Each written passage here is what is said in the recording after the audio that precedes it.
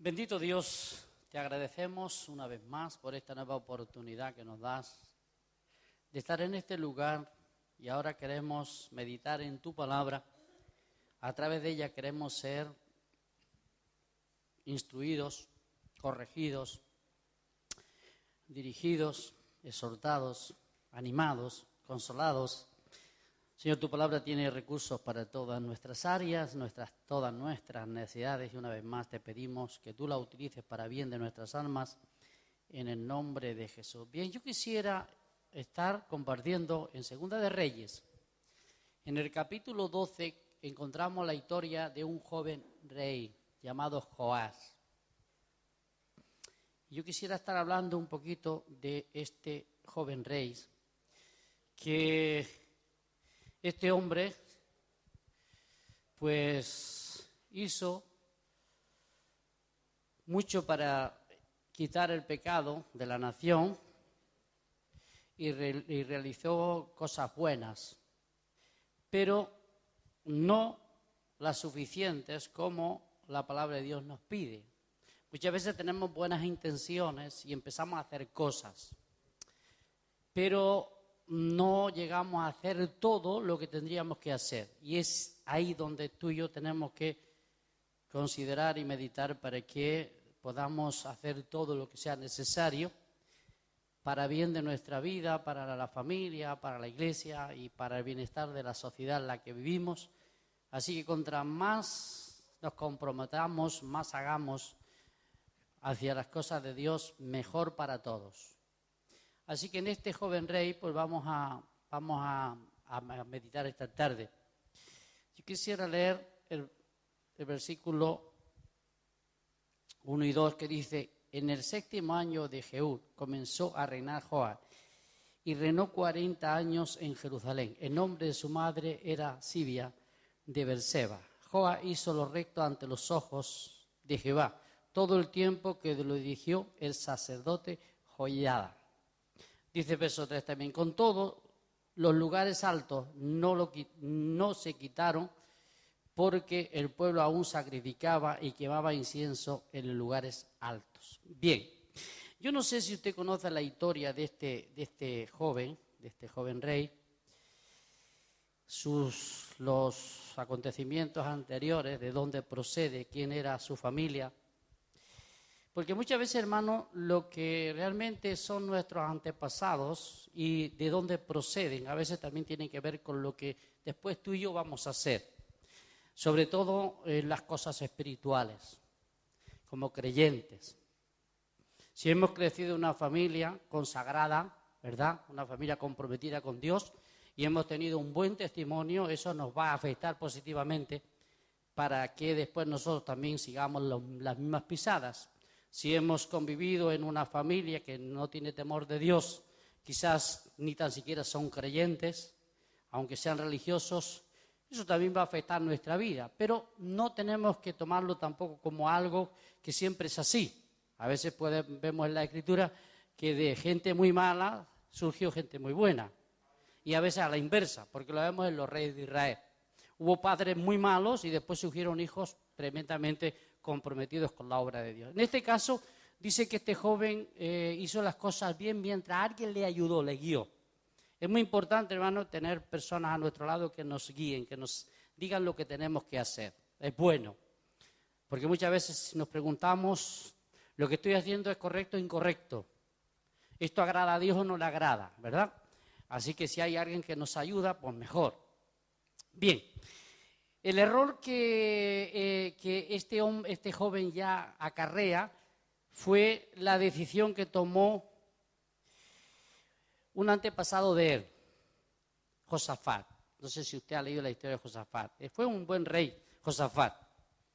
Él reinó en Judá paralelo con Acar. El error que cometió Josafat fue que entregó a su hijo Jorán y lo casó con la hija de Acar y de Jezabel. Ustedes recordarán de Atalía. Así que hizo mal Josafat al unir a su hijo en matrimonio, sí, por una causa. Porque si realmente esta mujer procediera de una unión del pueblo de Dios y que los dos pertenecieran al pueblo de Israel, pues habría sido normal. ¿Por qué? Pues muy sencillamente porque eso estaba permitido en la ley, que se casaran entre las tribus. El problema es que Jezabel no era judía o no era israelita.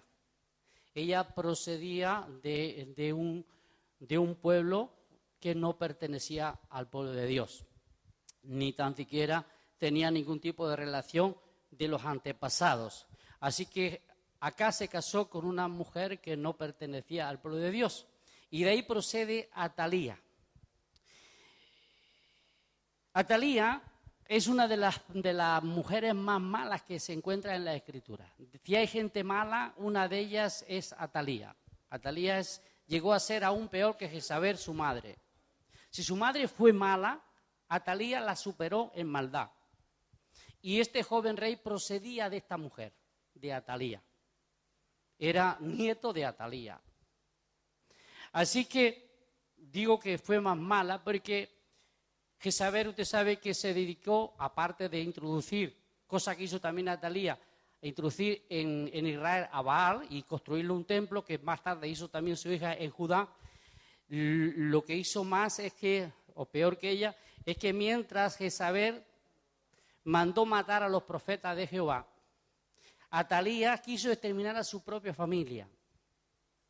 Y justamente este joven rey fue el único que escapó de la matanza que hizo esta mujer en su propia familia. ¿Por qué? Porque era pequeñito y dice que alguien le escondió cuando estaba exterminando. Como se suele decir, este joven se escapó por los pelos. Fue por la misericordia de Dios. Porque Dios no quería que la lámpara de David se apagara. Usted sabe que a través de David viene la descendencia del Mesías, así que no se podía interrumpir. Y Dios quiso librar a este joven para que la línea del Mesías no fuera interrumpida. Así que fue salvado por la misericordia de Dios. Y no murió como los demás porque Dios lo salvó, lo guardó de esta matanza. Así que este joven tiene un trasfondo triste y vemos que hay unos problemas, es decir, ya acarrea unos grandes problemas. Pero bueno, ahora llega el momento cuando él tiene que reinar. Empieza a reinar muy joven, de 7 años, porque durante esos 7 años su abuela había usurpado el trono y ella se había constituido reina en Israel, cosa que no tenía que haber hecho, y durante esos 7 años estuvo ella gobernando. Pero llegó un momento, ¿verdad?, que Dios quiso que el que reinara fuera uno que proveniera de la línea de David. Así que a los 7 años, guiado por el sumo sacerdote, Joiada, pues él movió las cosas, Dios lo utilizó para que este joven ocupara el trono de Israel. Cuando él fue colocado en el trono de Israel, como tenía un buen consejero, y por eso les decía, hermanos, que es bueno tener buenos consejeros. Este era un hombre, era un sacerdote en ese tiempo, parece ser el sumo, o por lo menos el que gobernaba en las cosas espirituales en ese tiempo, pues él quiso guiar, enseñar e instruir a este joven. Entonces le empezó a enseñar lo que tenía que realizar, lo que tenía que hacer. Le empezó a instruir con la palabra de Dios y le empezó a decir que él sí se fijaba y confiaba y empezaba a hacer lo que la palabra de Dios le enseñaba, que Dios lo iba a prosperar, Dios lo iba a guardar, Dios lo iba a ayudar. Y así fue como este joven emprendió, ¿verdad?, la carrera. Y en este capítulo 12 nos dice, ¿verdad?, que este joven, pues, él observó que por causa de esos 7 años anteriores y el descuido de los reyes anteriores del templo, pues el templo estaba totalmente descuidado, estaba todo sucio y él dijo que había que limpiarlo, había que hacer una restauración. Él observó, hermanos, según este capítulo, si lo vamos leyendo, pues yo no me puedo parar por tiempo, pero usted puede irlo leyendo si quiere. Ahí va a encontrar, por ejemplo, en el verso, hemos leído el verso 3, después puede encontrar el verso 4 y 5, ahí empieza las instrucciones que empieza a dar este hombre. Él dijo que se empezara a recaudar dinero de lo que estipulaba la ley a través de los israelitas, ¿verdad?, para que se arreglaran las grietas que por descuido pues había en el templo. Si su apariencia estaba mal porque se había agrietado todo, así que había un tremendo descuido. Y estas cosas pues era una vergüenza. Y hermano, esto nos da a nosotros también una enseñanza. ¿Qué cuidado tenemos nosotros por las cosas de Dios? ¿Qué interés tenemos en las cosas de Dios? Bueno, aunque este joven empezara a hacer las cosas porque otra persona le enseñaba lo que tenía que hacer, pero él que tenía la autoridad en el gobierno y él podía mandar para que se hicieran las cosas, pues él empezó a decir, hay que hacer estas cosas. Lo triste es que se le encomendó esta labor a los sacerdotes o levitas, a los que estaban al cuidado, y ellos fueron un poco perezosos, según esta es la historia de este capítulo. Que pasaba el tiempo, había dinero, pero no se estaba utilizando correctamente para lo que se estaba recaudando, para lo que se estaba consiguiendo. Empezaron a dejar pasar el tiempo. Y esto nos da también a entender, hermano, que muchas veces los que realmente tenemos la obligación de hacer las cosas somos los últimos en hacerlas. Y decimos, bueno, ya lo haré. El tiempo va pasando y las cosas no se hacen. Esto es lo que estaba ocurriendo. Llegó a oídas del rey, que observó también que no habían hecho nada. Se les había dicho, se les había provisto lo necesario para hacerlo, pero nadie hacía nada. Había un descuido. De alguna forma estaba en una actitud que no tenían el interés suficiente, aunque había buen consejero, pero los demás no querían colaborar. Y es verdad, hermano, que las cosas de Dios no las puede hacer un hombre solo. Se necesita colaboración, se necesita apoyo, se necesita personas con deseo también de trabajar.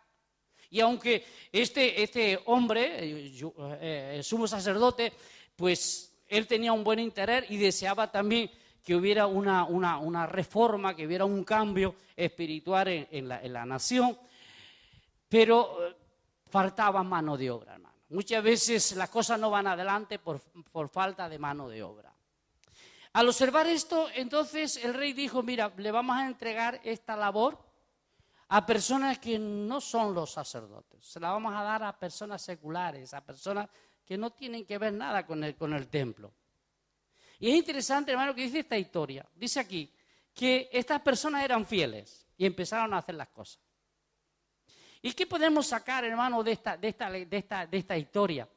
A veces encontramos que en la gente que quizás no está convertida, encontramos mejor deseo de hacer las cosas, aunque sea por temor o por lo que sea, de hacer las cosas para Dios, que los mismos cristianos, que los mismos que tienen el deber.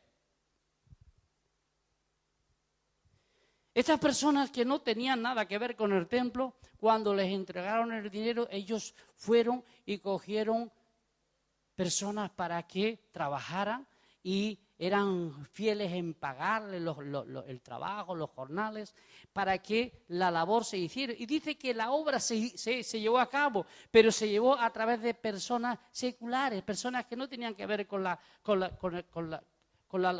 tarea del templo. Y es verdad, hermano, que muchas veces hemos observado, ¿verdad?, que cuando se tiene que hacer un trabajo para las cosas de Dios, y que esto sea un poco de vergüenza también para nosotros, hermano. Porque así como fue vergüenza en esta época para los sacerdotes y para aquellos que realmente tenían el cargo de hacer estas cosas y tuvieron que hacerlo otros, que esto también sea algo que nos despierta a nosotros, hermano. Que no tengan que venir gente de fuera, que no tenga Dios que utilizar gente de fuera para llevar a cabo su obra, cuando Dios quiere llevarla a través de su pueblo, a través de nosotros. Él quiere que haya una colaboración, hermano. Se necesita por lo menos un despertar, un deseo. Hermano, Dios no nos ha llamado para ocupar una silla y venir aquí, nos sentamos, escuchamos, alabamos, nos vamos. Y viene otra reunión y lo mismo, pero nada más. No podemos vivir de esa forma. Dios nos ha llamado con un propósito. Él quiere que su obra avance, Él quiere que su obra se desarrolle, Él quiere que su obra se extienda. No podemos pasar años tras años aquí acorralados muchas veces en un local. Está bien, nos gozamos, cantamos a Dios, nos sentimos a gusto, pero eso no es solo la obra de Dios. La obra de Dios es que tenemos que extendernos. Es que tenemos que empezar a ponernos en marcha. Y esto es un trabajo generalizado. Tiene que ser un trabajo de todos.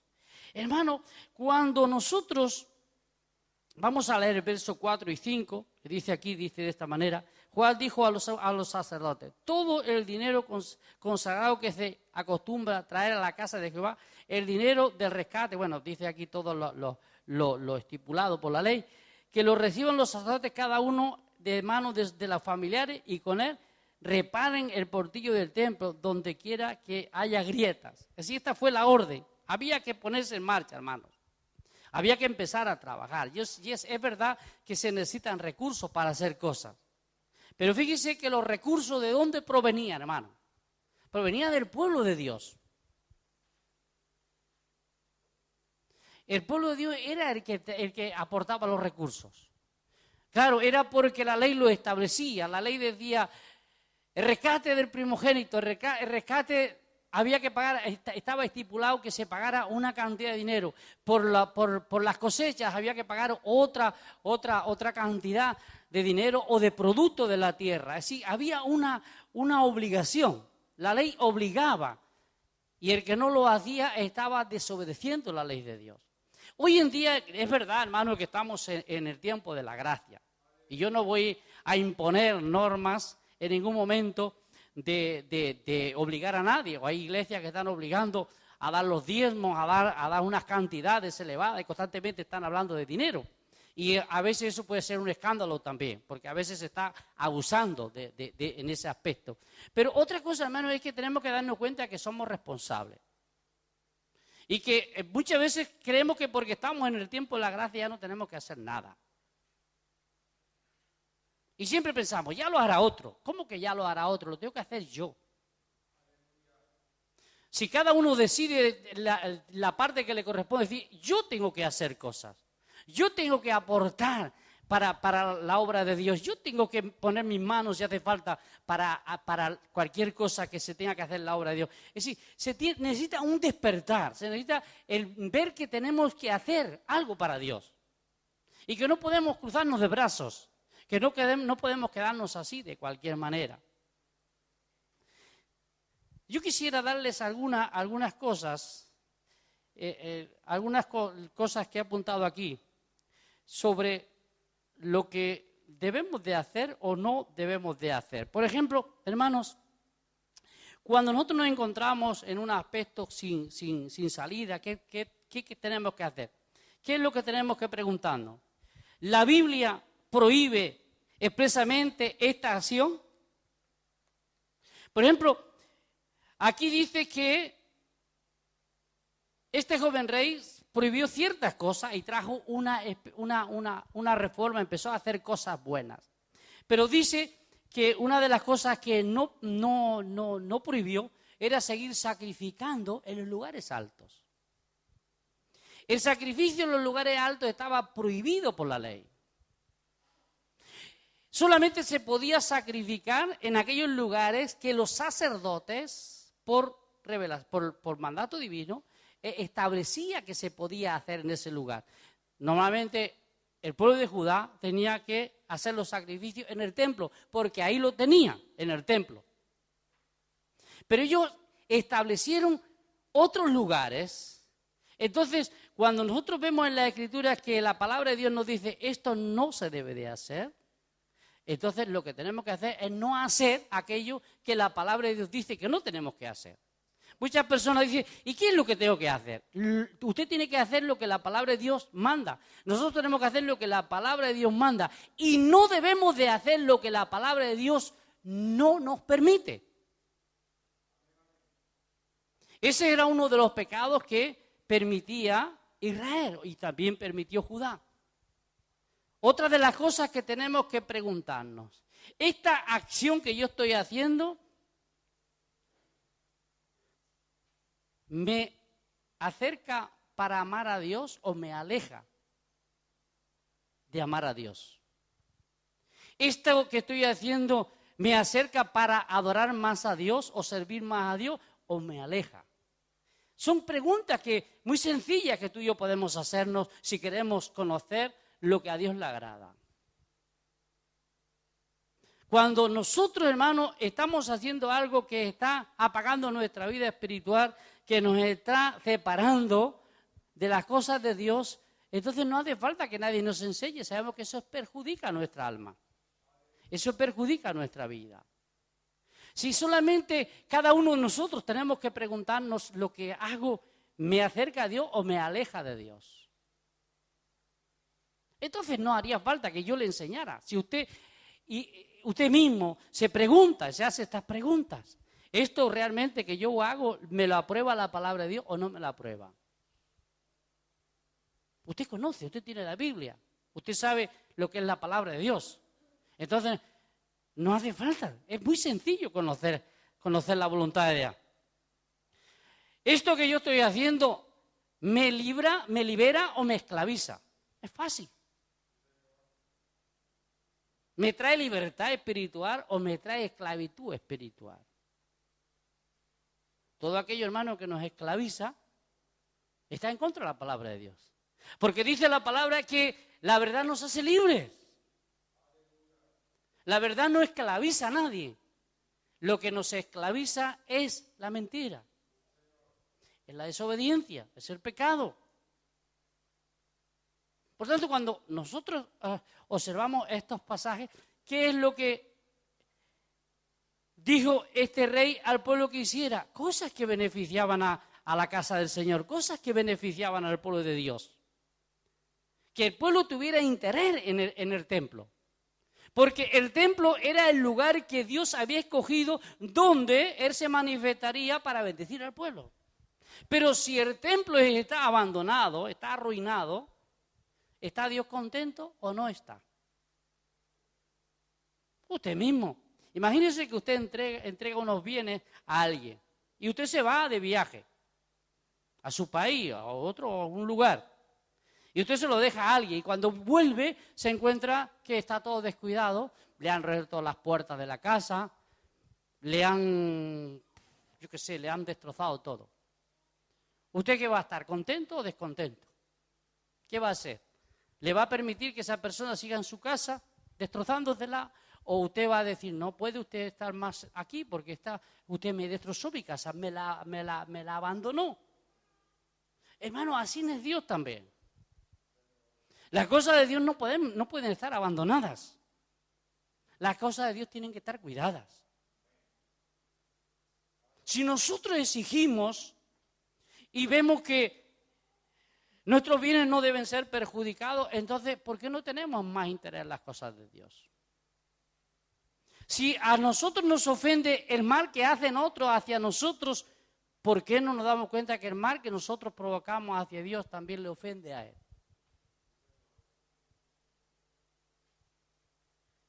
Si nosotros sabemos que que alguien dañe nuestros bienes es un perjuicio para nosotros, ¿por qué no preguntarnos, también estamos dañando los bienes de Dios a no cuidar de ellos? Entonces vemos que la reforma, Dios desea que haya una reforma completa, que haya una restauración completa, que haya un despertar y un celo profundo por las cosas de Dios. Había un hombre que guiaba a este joven. Y dice que llegó un momento que el sumo sacerdote se murió, dice la historia. Murió. Bueno, tenemos que morir. E inmediatamente que murió este hombre que tenía interés en las cosas de Dios, dice que hasta el mismo rey abandonó las cosas de Dios. Mientras el sacerdote le fue dirigiendo y guiando, todo anduvo bien. Pero una vez, o medio bien, porque no llegó a una restauración plena, pero por lo menos hizo cosas buenas. Pero se muere, y si usted ha leído la historia de este joven rey, a partir de ese momento, él empezó a separarse de Dios. ¿Qué le ocurrió a este rey que había andado durante un tiempo aconsejado por una persona que vivía cerca de Dios? Que las cosas le fue bien, pero una vez se murió, dice que empezó a irle mal.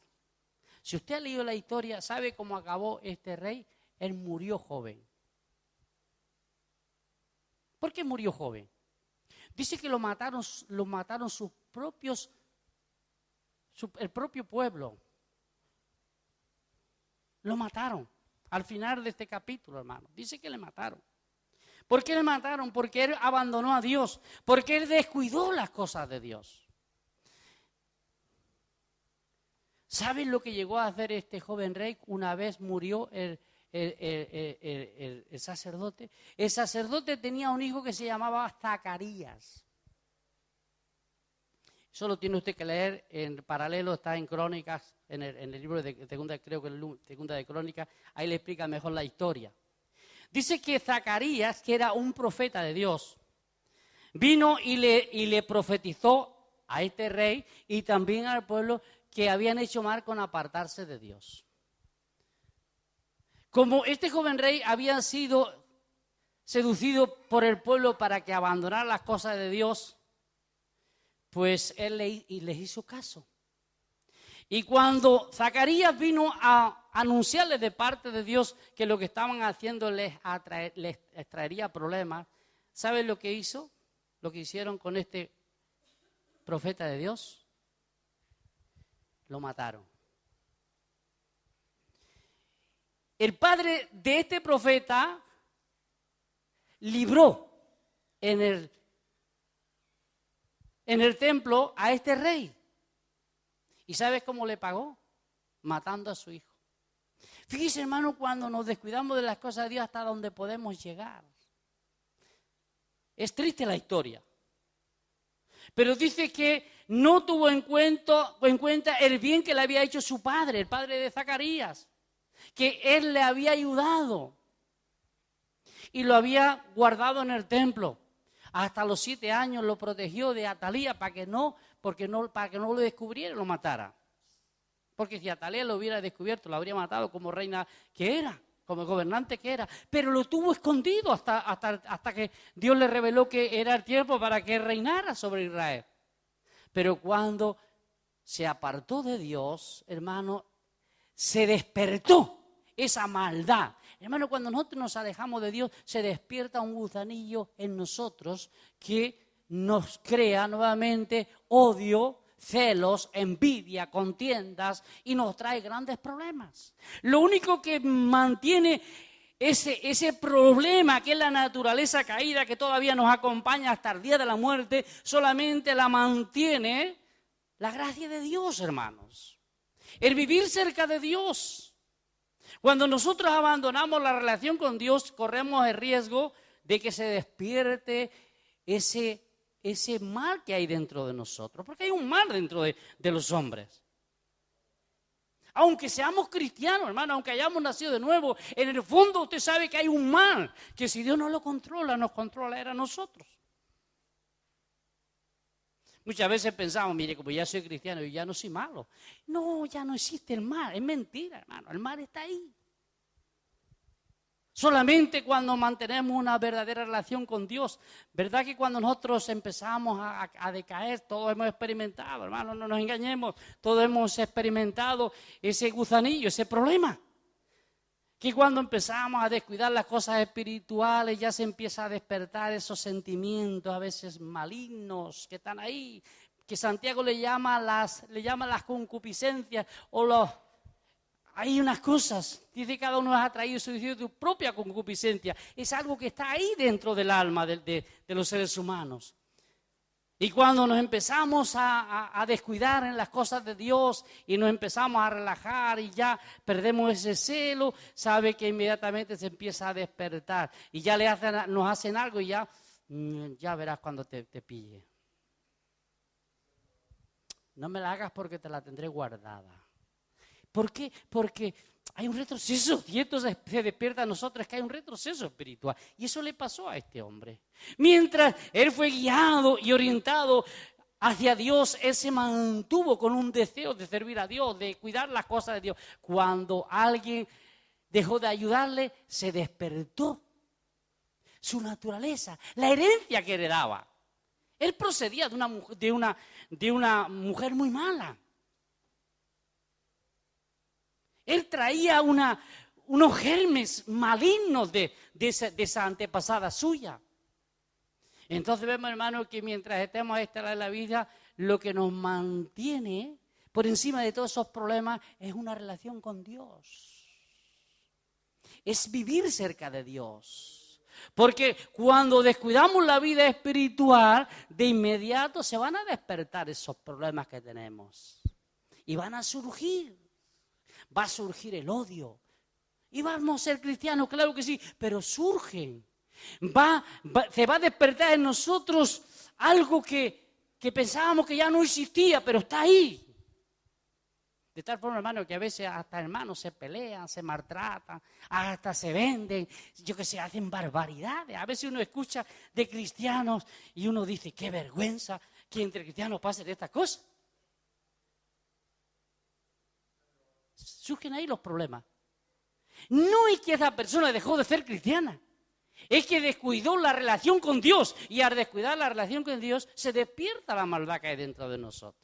Por eso Pablo dice que tenemos que mantenernos crucificados y si podemos tenemos que morir con Cristo. Pero está hablando de esa muerte, de estas cosas que están ahí. Hay que mantenerlas crucificadas y hay que hacerlas morir. Las obras de la carne, dice Pablo, que hay que hacerlas morir en nosotros.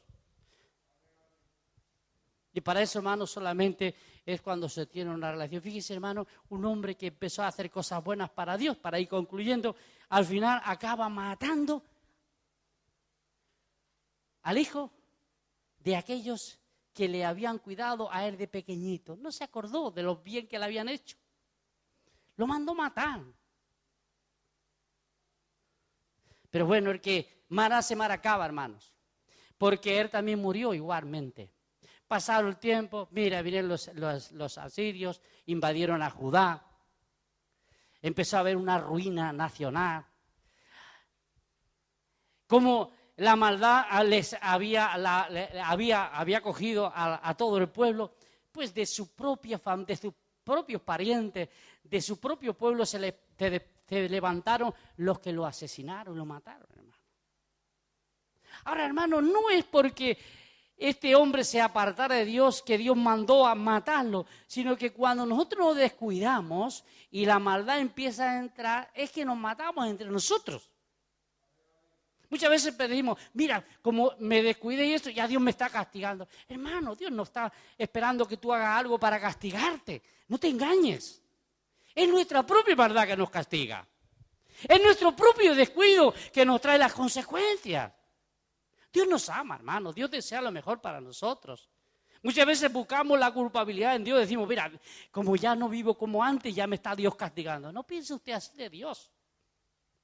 Lo que pasa, hermano, es que Dios tiene que permitir ciertas cosas en nuestra vida para corregirnos. Pero es como hace un padre con un hijo que ama. Le permite o lo corrige, le priva de cosas. ¿Por qué? Para que se dé cuenta que anda por mal camino. Pero no lo tomemos como una venganza. Dios no se venga de su pueblo. Dios se vengará del mundo, dice que sí. Y lo castigará. Pero, hermano, de nosotros no se venga Dios. Dios nos ama. Dios desea lo mejor. Y tenemos estas historias para que tú y yo también despertemos y nos demos cuenta que si no tenemos una buena relación con Dios día tras día, podemos acabar mal. Y Dios no quiere que acabemos mal. Podemos acortar nuestra vida. Este hombre fue salvado por la gracia de Dios, pero al final, por el descuido, tuvo que morir antes de tiempo. Nos trae unas consecuencias. Lo que el hombre siembra, eso cosecha, hermanos. Y esta historia es para que tú y yo nos demos cuenta que si andamos con Dios y tenemos cuidado de las cosas de Dios, Dios nos va a bendecir. Si descuidamos las cosas de Dios, nosotros mismos vamos a traer sobre nuestra vida los problemas. Los traemos nosotros, no es Dios que nos los da, los acarreamos nosotros sobre nosotros. Como le pasó a este joven rey. Empezó bien porque lo ayudaron, acabó mal porque siguió los malos consejos. Si usted hay alguien por ahí que le empieza a aconsejar apartarse de Dios, no le haga caso. Sea su esposo, sea su esposa, sea su hermano, sea quien sea. Cualquier persona que le incite a hacer algo que desagrada a Dios, usted dígale, no es conveniente andar con esta persona. ¿Por qué? Porque si anda con ella, acabará como ella. No quiere decir que entremos en el fanatismo y por eso vamos a romper los matrimonios, vamos a romper la familia, vamos a dejar de hablar con los parientes. Cuidado, no estoy diciendo eso, sino que cuando algo nos aleja de Dios, tenemos que ser serios. Y tenemos que decir, no, porque esto me aleja de Dios y a la larga nos va a traer problemas a un servidor, le va a traer problemas a la esposa, le va a traer problemas a los hijos y le va a traer problemas a todos aquellos que están a nuestro alrededor. ¿Cómo evitarlo? Manteniéndonos siempre con una relación con Dios. Esto es la seguridad, hermano. Tener una relación con Dios es una verdadera seguridad. Es un seguro que tenemos. Y eso es lo que tenemos que hacer hasta el día que el Señor nos llame. Amén. No solamente la vida cristiana es de un día, de un rato o de un tiempo. Es una relación constante. Y eso asegura una vida próspera y de bendición, no solamente en el aspecto espiritual, que es lo más importante, sino también en las necesidades cotidianas. Las aseguramos en una relación íntima con Dios. Cada vez que el pueblo vivía cerca de Dios, Dios le bendecía, hacía que mandar la lluvia, en los campos daban sus cosechas, eran una nación próspera, había prosperidad, le daban la espalda a Dios y venían los enemigos, le invadían, les arruinaban y le robaban. Y eso nos pasa en la vida espiritual, hermano, también. ¿Quiere que no le roben?